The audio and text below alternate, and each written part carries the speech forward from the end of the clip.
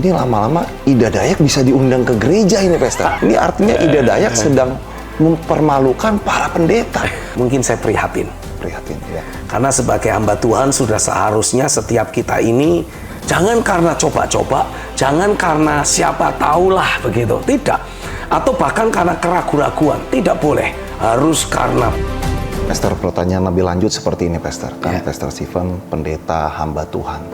Ya, mewakili pendeta hamba Tuhan, nah begitu, Pastor. Nah, ketika melihat fenomena Ida Dayak ini, Pastor, menyembuhkan dengan begitu dahsyat, luar biasa. Dan sedangkan kondisi gereja saat ini sudah jarang mengalami kesembuhan-kesembuhan seperti itu, Pastor. Sangat jarang sekali, khususnya di Indonesia. Ada rasa malu nggak begitu, Pastor, sebagai pendeta gitu, Pastor? Mungkin kalau malu sih enggak lah ya, karena saya kan tidak mengalami kekeringan, kesuaman, atau permasalahan seperti yang mungkin tadi Gideon sampaikan. Mungkin saya prihatin. Prihatin, ya. Karena sebagai hamba Tuhan sudah seharusnya setiap kita ini ya terhubung dengan realita Tuhan dan betul-betul mendemonstrasikan keberadaan Tuhan itu secara real dalam kehidupan sehari-hari. Karena sebagai seorang rasul, Paulus sendiri juga berkata bahwa pelayanan yang dia manifestasikan itu bukan pelayanan yang mengandalkan kekuatan manusia, tidak mengandalkan kecakapan berkata-kata, tapi didasarkan pada demonstrasi kuasa roh. Sehingga sebagai akibatnya setiap orang percaya yang ada semakin dikuatkan, semakin diyakinkan bahwa yang mereka yakini ini bukanlah sebuah wacana ataupun hanya sebuah informasi belaka, tapi betul-betul manifestasi dari kuasa Tuhan yang didemonstrasikan lewat hamba-hambanya secara real hari per hari. Iya. Namun kan permasalahan begini, Pastor. Saya tuh sempat berpikir, Pastor. Ini kalau kondisi gereja kebanyakan, Pastor, terus suam, tidak ada kuasa yang bekerja, ini lama-lama Ida Dayak bisa diundang ke gereja ini, Pastor. Kalau itu yang terjadi, repot juga kan, Pastor. Ya walaupun sih bagus juga, sama-sama menghasilkan kesembuhan. Cuman kan ini artinya Ida Dayak sedang mempermalukan para pendeta. Bagaimana nih, Pastor, agar hal tersebut tuh tidak terjadi, Pastor? Ya, saya sih percaya bahwa bagaimanapun juga ketika orang-orang Israel sebagai umat pilihan Tuhan terus dilecehkan, terus diintimidasi oleh Goliat. Ini selama 40 hari 40 malam Goliat terus mengintimidasi orang-orang Israel. Jadi 80 session. Itu diintimidasi terus. Tapi saya tetap percayalah, sebagaimana Tuhan selalu menyimpan Daud untuk dimunculkan pada momen yang tepat. Maka sebagaimana mungkin ada banyak hamba-hamba Tuhan, gereja Tuhan yang merasa terintimidasi oleh berbagai manifestasi dari orang-orang yang mungkin banyak mendemonstrasikan hal-hal supernatural, Tuhan tetap memiliki orang-orang yang secara spesifik sedang dia simpan, sedang dia cetak, sedang dia bentuk untuk dimunculkan pada waktu yang tepat. Dan tidak peduli berapa lama Goliat sudah mengintimidasi Israel, pada waktu yang Tuhan tetapkan ketika dia munculkan Daud, semua itu tumbang begitu saja. Amin. Dan pada akhirnya apapun yang Tuhan sudah rancangkan, itulah yang pasti termanifestasi. Kerajaan sorga dinyatakan di atas muka bumi ini secara nyata. Haleluya. Nah, tapi menurut Pastor Stephen, kondisi gereja yang kosong kuasa ini tidak wajar kan, Pastor? Oh, sangat tidak wajar.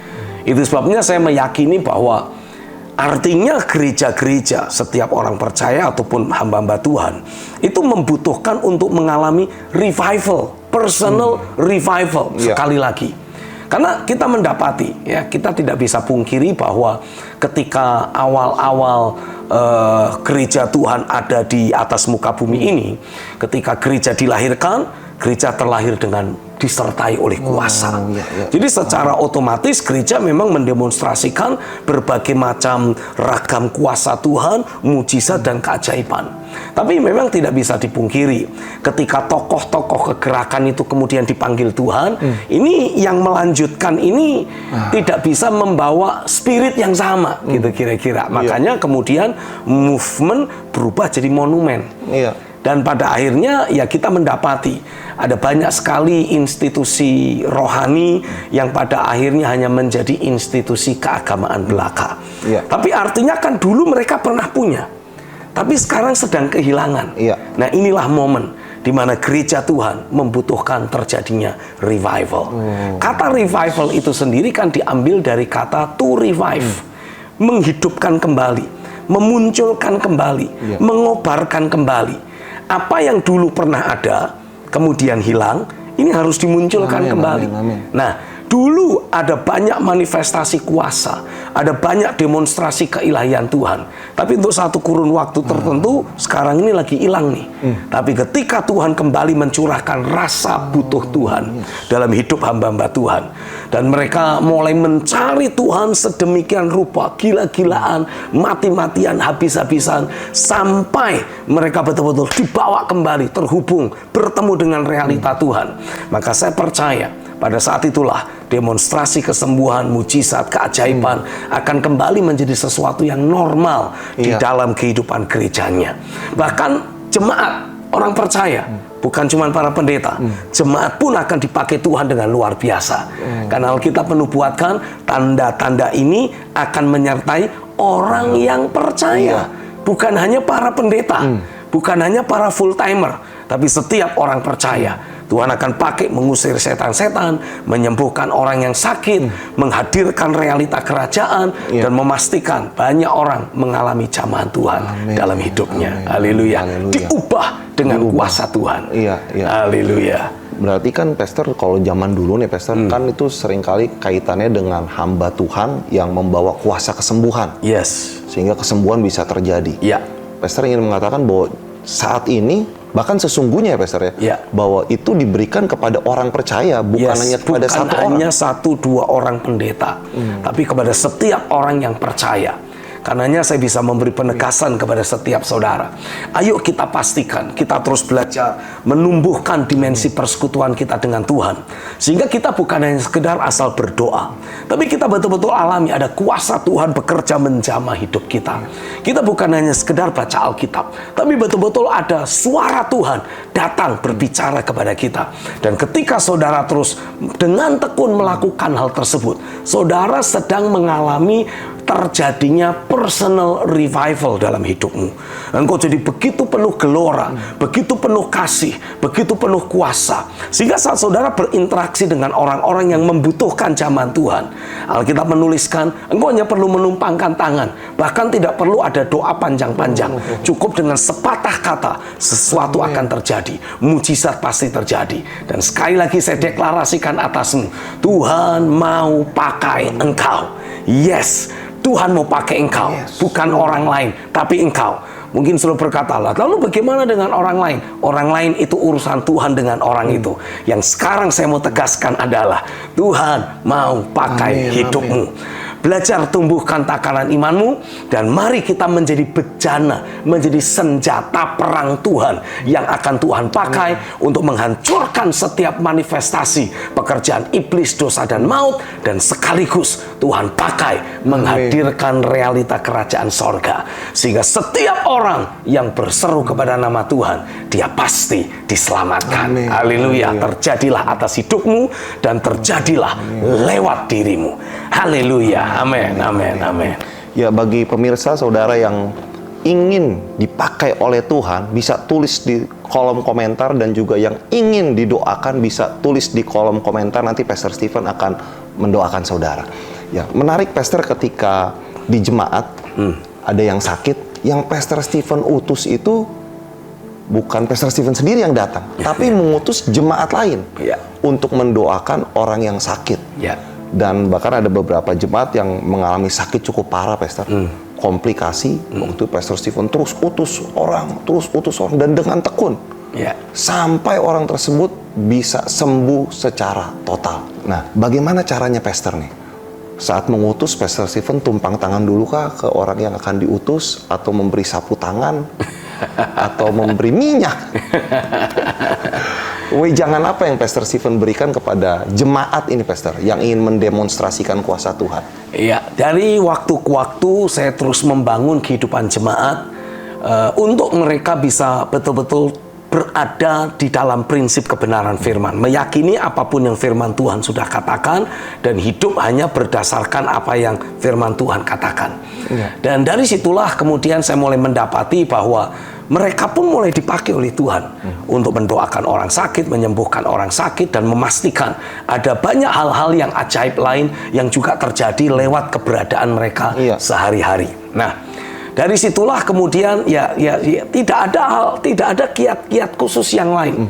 Yang pasti yang saya sudah lakukan selama ini, saya membangun hidup mereka, dan sebagaimana hidup mereka mulai dibangun di atas firman, ya sudah, itu saja yang menjadi modal. Saya mengutus mereka untuk mulai mendoakan dan menyembuhkan orang-orang sakit. Ya, jadi memang sekarang yang dipakai Tuhan itu adalah jemaat, bukan lagi one man show ya, Pastor? Yes, bukan hanya satu orang yang sangat diurapi, lalu kemudian yang lain hanya menjadi penonton. Tidak. Hari-hari ini saya percaya, kalaupun masih ada hamba-hamba Tuhan tertentu yang sangat diurapi Tuhan, saya percaya tugas kita sekarang harus mulai dirubah. Bukan hanya terus menjadi satu-satunya pribadi yang dipakai Tuhan, tapi kita mulai menduplikasi diri. Kita mulai mengizinkan tangan Tuhan mengambil apa yang Tuhan sudah bangun dalam hidup kita, untuk juga mulai dibangun dalam kehidupan orang-orang lain yang Tuhan percayakan untuk kita ayomi. Istilahnya, kalau kita hanya menjadi one man show, menjadi satu-satunya orang yang dipakai Tuhan dengan luar biasa, iblis dengan mudah mentargetkan kita dan menjatuhkan kita. Tapi kalau misalkan sudah mulai terjadi duplikasi, ada 10 orang lain yang seperti hidup kita, ada 100 orang yang lain seperti hidup kita, iblis kewalahan. Dia tidak akan bisa dengan begitu saja memadamkan satu kegerakan. Bahkan saya bisa tegaskan, karena terjadi duplikasi yang terus-menerus, maka dengan sendirinya kekuatan yang kita miliki akan bertambah. Iblis nggak bisa lagi menghentikan apa yang Tuhan mulai lewat hidup kita. Karenanya saya mendorong Bapak Ibu Saudara, para hamba Tuhan yang dipakai Tuhan dengan luar biasa, pastikan saudara mulai minta lagi kepada Tuhan satu permintaan. Haleluya.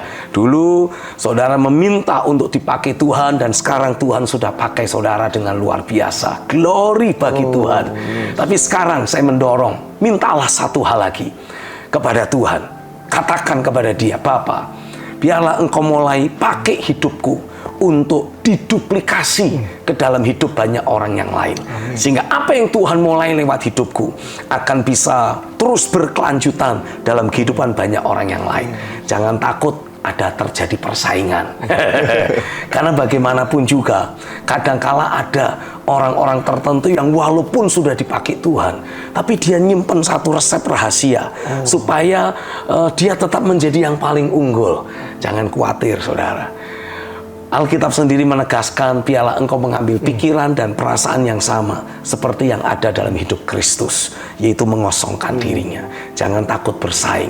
Yesus sendiri berkata, kamu akan melakukan hal-hal yang lebih besar dari yang aku pernah lakukan. Haleluya. Jangan takut kalau orang-orang di bawah kita Tuhan pakai lebih hebat, lebih dahsyat daripada diri kita. Percayalah, Tuhan tahu siapa milik kepunyaannya. Jadi pastikan saudara yang sudah dipakai Tuhan dengan luar biasa pada hari-hari ini, engkau mulai berseru minta kepada Tuhan, pakai aku Tuhan, duplikasi hidupku dalam hidup banyak orang, sehingga ini menjadi kegerakan yang masif, menjadi kegerakan yang tak terhentikan oleh apapun juga. Haleluya. Saya percaya doamu dijawab oleh Tuhan. Haleluya. Ini jadi Pastor, akan terjadi kegerakan orang percaya yang akan mempermalukan iblis. Baik Pastor, di kolom komentar sudah banyak yang menulis. Semoga Pastor Stephen mendoakan. Bapak, aku berdoa untuk seberapa banyak kami, karena kami percaya ada banyak dari antara kami memiliki hati yang rindu dipakai oleh Tuhan dengan luar biasa. Hari ini Tuhan, aku minta, biarlah pekerjaan firman dan roh akan terus Tuhan utus, akan terus Tuhan lepaskan bekerja dalam kehidupan setiap kami. Engkau menyatakan dirimu dalam firman, bahwa Engkau akan memberi dirimu ditemukan oleh orang yang berseru dan mencari Engkau. Hari ini aku berdoa, dengar seruan setiap kami. Kami rindu terhubung dengan realitamu.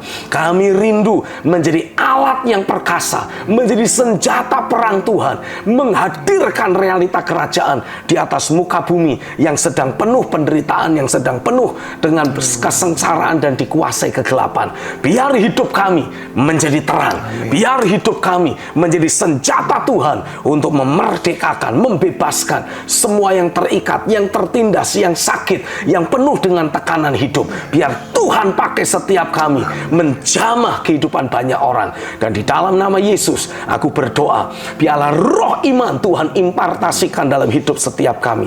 Beri kami keberanian untuk melangkah keluar dari zona nyaman kami dan mulai berdoa, mulai mendoakan, mulai mendemonstrasikan kuasa roh sebagaimana Yesus pernah mendemonstrasikan kedaulatan kuasa Tuhan, sebagaimana para rasul dipakai Tuhan mendemonstrasikan realita kerajaan, sebagaimana para hamba-hamba Tuhan, para pionir kegerakan, para revivalist dan para reformer yang pernah Tuhan hadirkan di atas muka bumi ini, Tuhan pakai menghadirkan realita kerajaan. Aku berdoa untuk seberapa banyak kami yang sehati berdoa saat ini, biarlah Tuhan pakai mereka. Engkau dipakai Tuhan dengan luar biasa menghadirkan kuasa kedaulatan Tuhan. Melangkahlah dengan iman, bertindaklah dengan penuh keberanian. Tuhan menyertaimu, urapan Tuhan turun atasmu. Terjadilah di dalam nama Yesus. Amin. Haleluya. Amin. Haleluya. Pastor, boleh nggak sih Pastor, kalau kita nih sebagai orang percaya mulai membayangkan dan mengimajinasikan seperti Petrus, contoh kita bayangin diri kita seperti Petrus, bayangan kita saja bisa menyembuhkan orang, atau kita menumpangkan tangan dan orang tersebut sembuh. Nah, boleh nggak kita mulai membayangkan, mengimajinasikan itu dari sekarang, Pastor? Boleh, tidak ada masalah. Karena itu adalah salah satu wujud kita mulai membangun takaran iman dalam hidup kita. Ingat baik-baik bahwa apapun yang kita akan lakukan harus kita lakukan karena percaya, karena iman. Jangan karena coba-coba, jangan karena apa istilahnya ya siapa tahulah begitu, tidak. Atau bahkan karena keraguan-raguan, tidak boleh. Harus karena percaya. Jadi ketika kita mengimajinasikan, let's say katakanlah, saya bayangkan diri saya seperti Petrus, ya seperti tadi yang Gideon bilang, bayangan saya pun menyembuhkan orang. Kehadiran saya cukup membuat realita Tuhan menjadi nyata, menjamah hidup orang-orang yang berinteraksi dengan hidup saya. Bolehkah itu dilakukan? Sangat boleh. Itu menjadi salah satu sarana yang kita bisa pakai untuk mengembangkan takaran iman. Ketika takaran iman kita terus bertumbuh karena suara Tuhan, karena pekerjaan firman yang membangun hidup kita, melangkahlah dalam iman. Dan saat kita melangkah dalam iman, Tuhan yang menghargai iman orang percaya akan memanifestasikan kuasa rohnya lewat hidup saudara. Alkitab jelas menuliskan dalam kitab Markus, ketika waktu itu kondisi murid-murid masih penuh keraguan, tidak percaya bahwa Yesus sudah bangkit. Tapi Yesus terus melepaskan kuasa firman-Nya. Dia berkata, pergi, beritakan Injil. Tanda-tanda ini akan menyertai orang yang percaya. Kenapa? Karena Yesus tidak melihat kondisi murid-murid yang masih goncang, yang masih tidak percaya bahwa dia sudah bangkit. Tapi Yesus melihat bagaimana Roh Kudus yang akan dicurahkan nanti mengubah kehidupan para murid sedemikian rupa. Dan Alkitab menuliskan ketika para murid mentaati perintah Tuhan, setelah Roh dicurahkan, para murid melangkah dengan keberanian, dengan percaya. Alkitab menulis, Tuhan pun menyertai pemberitaan mereka. Ada kuasa Tuhan, ada manifestasi tangan Tuhan yang terjadi lewat kehidupan para murid. Saya berdoa sekali lagi, biarlah sebagaimana Roh Kudus dicurahkan dalam hidup murid-murid, maka Roh pun tercurah dalam hidupmu. Hatimu yang berseru-seru kepada nama Tuhan tidak akan pernah dibiarkan sia-sia. Roh akan dicurahkan dalam hidupmu dan akan membangkitkan engkau menjadi senjata perang Tuhan di atas muka bumi ini. Haleluya. Pastor, ini seru banget, Pastor. Pengen ngobrol lebih lanjut, tapi Ya. waktu juga yang membatasi kita. Tapi next episode pasti lebih seru lagi nih, Pastor. Pasti, haleluya. Judul dan temanya pasti akan menggetarkan. Wih. Apa sih yang tidak menggetarkan di ruang Di Tiranus? Ruang Tiranus. Ya. Terima kasih untuk kehadirannya di Ruang Haleluya. Tiranus. Sampai jumpa kembali di dalam Ruang Tiranus, The Room of Revivalists and Reformers.